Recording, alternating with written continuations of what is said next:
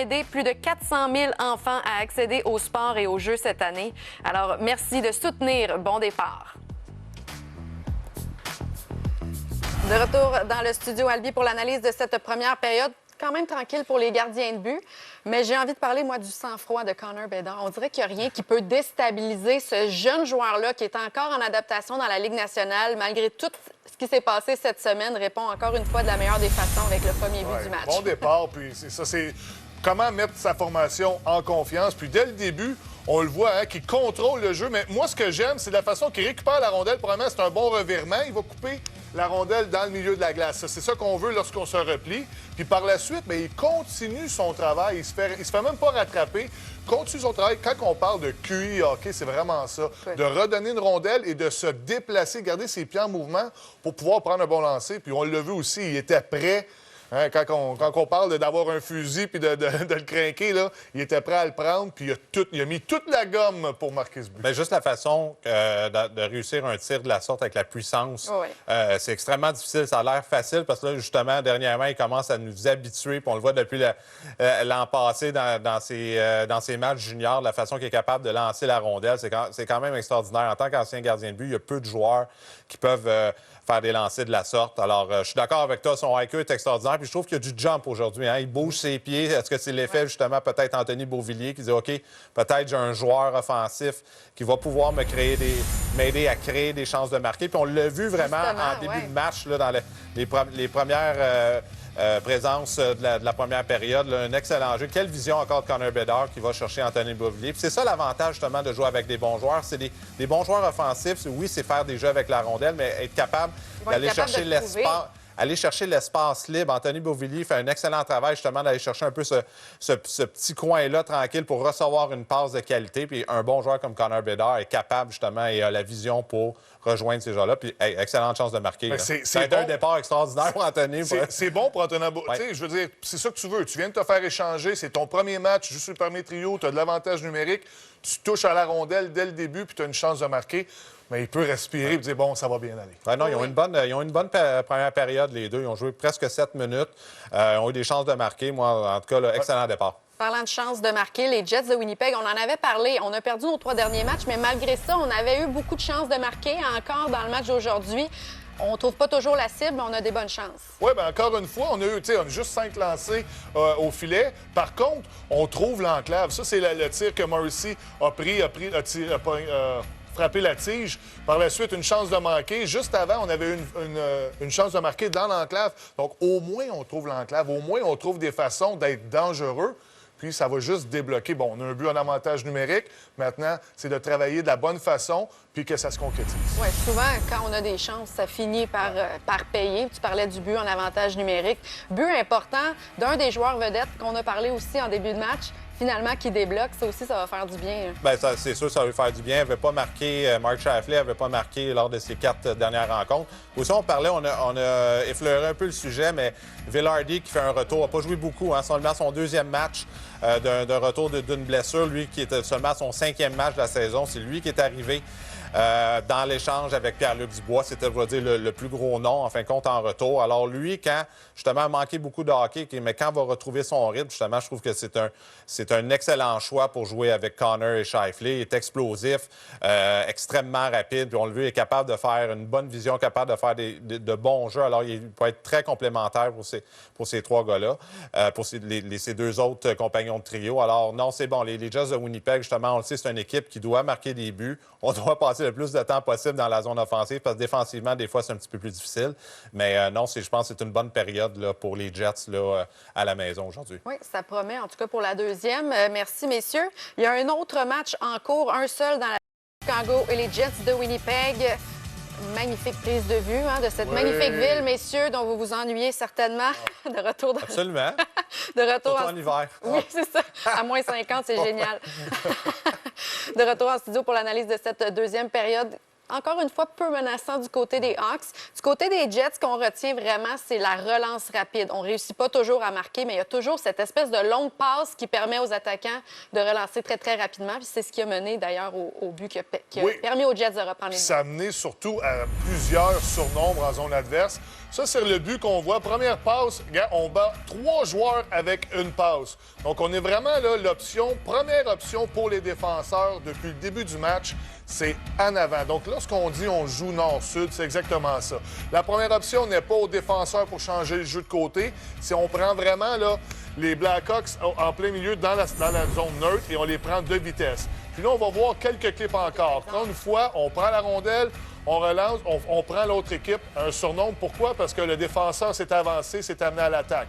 Encore une fois, la première option, c'est la passe en avant.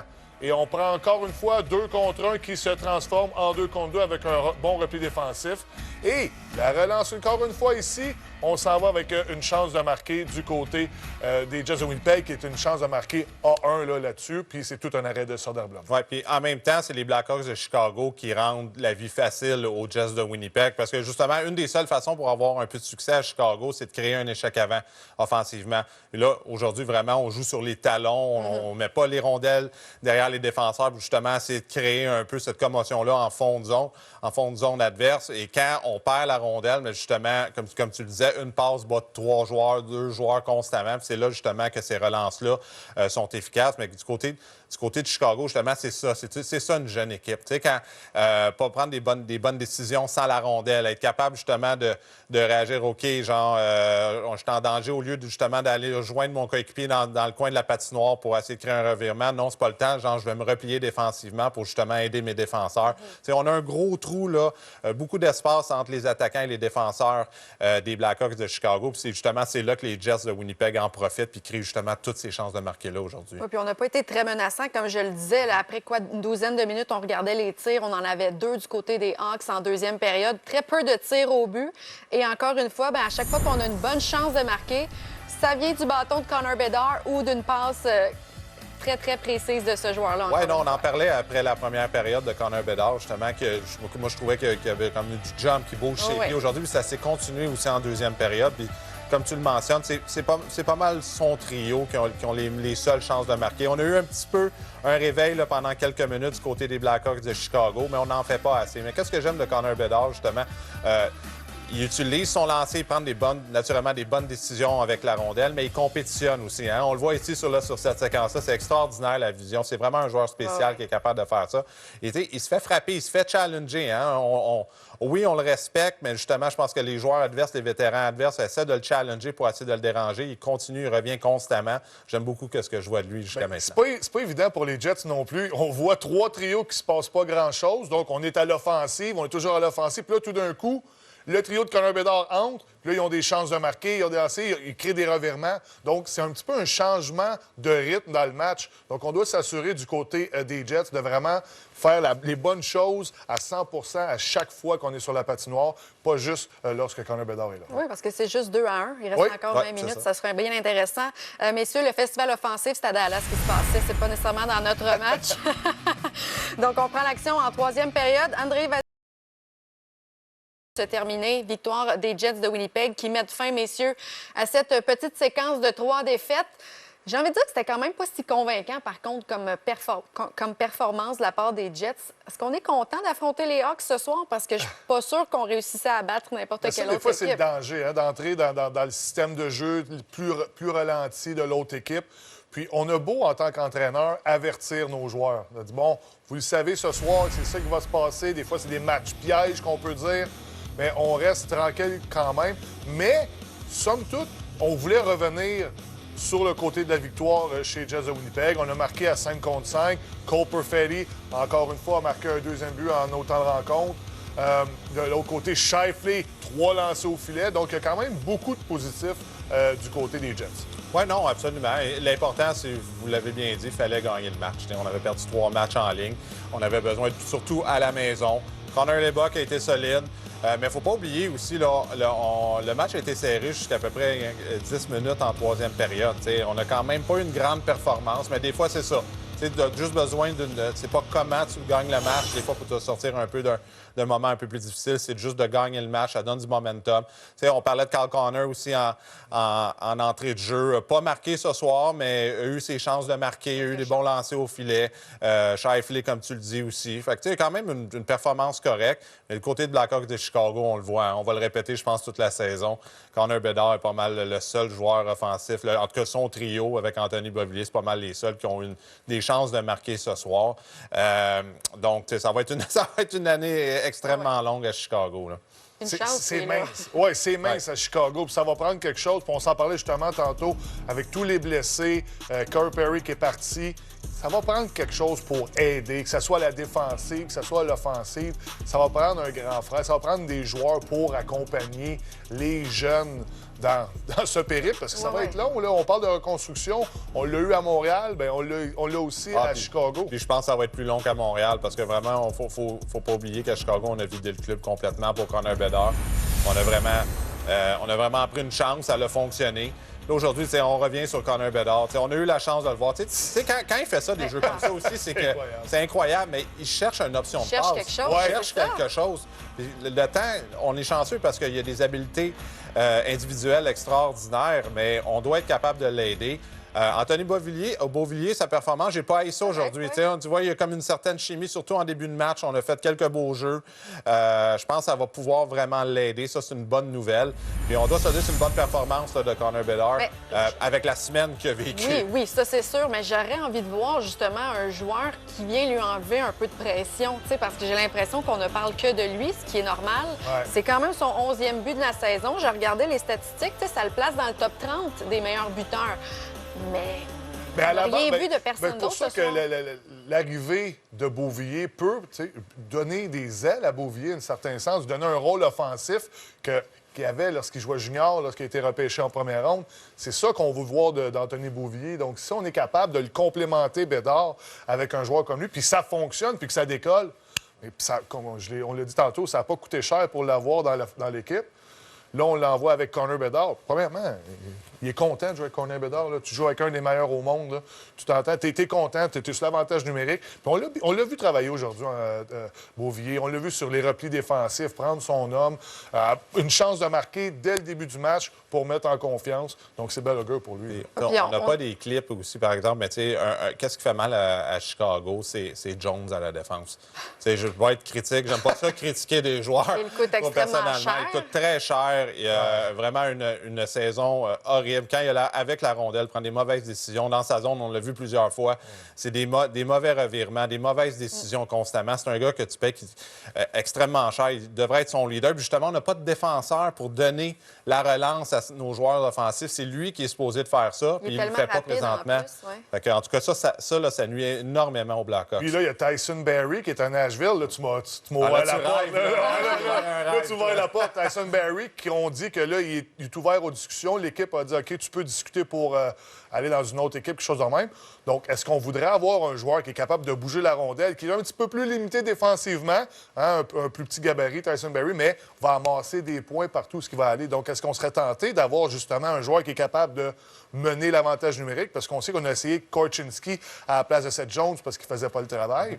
Relancer cette équipe-là, parce que dans leur zone, on se défend bien, mais quand on a la rondelle, c'est difficile de faire un jeu, c'est difficile de se donner des options pour sortir. Puis un joueur comme lui pourrait peut-être justement aider la cause des Blackhawks de Chicago. J'ai bien hâte de voir dans les prochains matchs, du moins la chimie là, qui va commencer à s'installer avec Beauvillier, parce que c'est vrai que plusieurs joueurs ont fait leur carrière en devenant la paire d'un joueur vedette. Fait que je pense que ça va être bien intéressant. Merci. On va faire une courte pause. Au retour, on va aller du côté du Centre Bell, jaser avec notre collègue Renaud Lavoie pour le match de ce soir, celui entre les Red Wings et les Canadiens.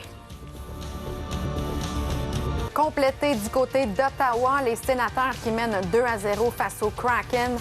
On va justement faire l'analyse de cette deuxième période avec coach Jacques Martin en studio.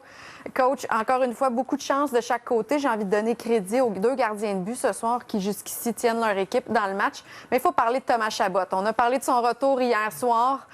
Je pense qu'il y a plusieurs partisans des Sénateurs qui ont retenu leur souffle en deuxième en voyant sa blessure parce que c'est l'un des joueurs très impliqués. 2 bonnes chances de marquer encore en deuxième pour Chabot.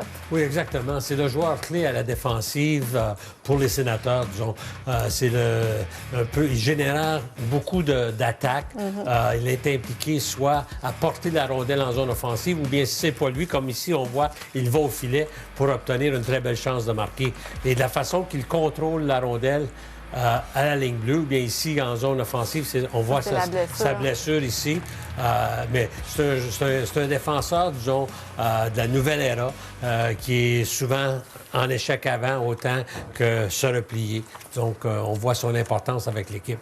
Toujours bien impliqué, effectivement. Du côté des Sénateurs, on l'a mentionné, mais plusieurs belles chances de marquer. On a l'impression qu'on garde le jeu simple, mais qu'on essaye vraiment de créer de l'offensive. On a eu plusieurs occasions de creuser l'écart. Oui, c'est encourageant en deuxième période, disons, les chances de marquer qu'on a pu créer.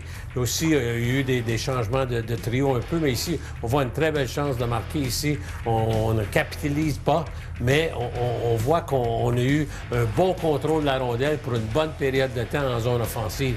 OK, on déplace bien la rondelle. Encore une opportunité de marquer.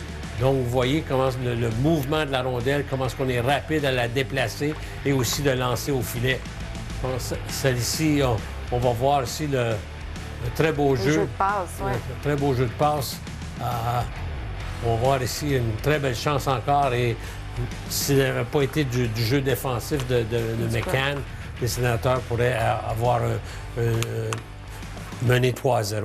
On parlait du fait que les Sénateurs ont été incapables de profiter des avantages numériques. Et au moment où on regardait les chiffres, bien, au moins le 5 contre 5 a fonctionné. Donc, Drake Batherson qui a réussi à doubler l'écart, ce qui est quand même une bonne nouvelle. Oui, c'est important. Je pense que surtout dans cette phase ici, pour l'équipe, de bien travailler à 5 contre 5. Ici, une très, très belle chance de marquer ici de Batherson. Et on va voir... sur le jeu de puissance aussi. Un bel effort de Tarasenko ici sur l'échec avant qui crée un revirement et un déplacement de la rondelle rapide pour Patterson pour créer le but, donc donner une avance 2-0. Qu'est-ce qui est important pour le Kraken en troisième? Le match, il reste encore 20 minutes. Bien, peut-être un peu simplifier leur jeu, le Kraken. Je pense qu'essayer en unité de 5 et offensivement, peut-être d'avoir un peu plus de trafic au filet. Merci, coach. Plusieurs autres matchs sont en cours. On surveillait notamment celui entre les Sabres et les Hurricanes. Et la Caroline a ouvert la machine. De retour en studio pour l'analyse de cette première période avec coach Jacques Martin. J'ai l'impression que les 2 entraîneurs-chefs peuvent être satisfaits de cette sortie de leurs équipes en première période. 2 équipes qui se cherchent un peu. Mais quand même, on a eu de bonnes chances de chaque côté, à commencer par le Kraken. On a eu plusieurs chances de marquer en première. Oui, c'est exact, Justine. Je pense que le Kraken a peut-être eu l'avantage, je dirais, dans les 15 premières minutes de la première période. Mais en fin de période, les Sénateurs ont repris le poil de la bête. Ici, on va voir une belle chance de marquer par McCann. Il y a extrêmement de belle rapidité. Donc, on voit ici Benir encore. Une autre chance, c'est ça, une autre chance de McCann. Donc, Benir maintenant, un bon lancer. Ce que j'aime ce soir, c'est le gardien des Sénateurs semble être en contrôle. Lorsqu'il fait les arrêts, il semble être capable d'arrêter le jeu. On ne voit pas beaucoup de rebonds. Puis je pense que c'est important pour les Sénateurs d'avoir ce genre de gardien de but. Et ce sont les joueurs clés aussi du Kraken qui s'illustrent jusqu'ici, ce qui est quand même encourageant. Il y a une séquence que tu as conservée, séquence de Jordan Eberle que tu as voulu nous décortiquer. Oui, c'est une séquence d'où Seattle sont sur jeu de puissance. Puis on voit les Sénateurs en désavantage numérique, ce qu'on appelle une pression de 3 points. Mais le défenseur doit être patient parce qu'il y a déjà 3 gars en mauvaise position le long de la bande. Puis on a vu le défenseur se commettre à numéro 7, Eberle. Puis il va faire la passe. Puis son partenaire, vous voyez le défenseur, Schultz, va obtenir la belle chance de marquer. Donc, mieux protéger l'enveloppe. Exactement. Il faut être patient vu qu'on a une pression à 3 sur le long de la rampe. Du côté des Sénateurs, on a eu de belles chances de marquer aussi. En première, je pense qu'on peut être satisfait de la sortie. Oui, définitivement. Puis aussi le fait qu'on a vu des beaux jeux, des belles séquences. On voit les Sénateurs ici bien déplacer la rondelle, un bon lancer. L'aspect des Sénateurs, moi, je trouve qu'on pourrait améliorer offensivement. C'est peut-être d'aller avoir une présence plus soutenue devant le gardien de but, essayer de déranger le gardien de but, lui enlever la vision de la rondelle. Mais on a vu dans cette séquence-là une belle entrée des Sénateurs pour faire la passe à Chychrun pour le passe. Et ça a amené au moins à un but. Quand on met des rondelles au filet, ça finit par payer. Et c'est Mathieu Joseph qui a réussi à ouvrir la marque finalement. Exactement. Je pense qu'il faut souligner la belle échec avant, premièrement, de son partenaire. Et Mathieu Joseph qui connaît quand même une très bonne saison. Oui, et son entraîneur-chef a été très élogieux à son endroit. Donc, il est récompensé encore ce soir. Merci, coach. Bienvenue. Il y a un autre match très important ce soir du côté du Centre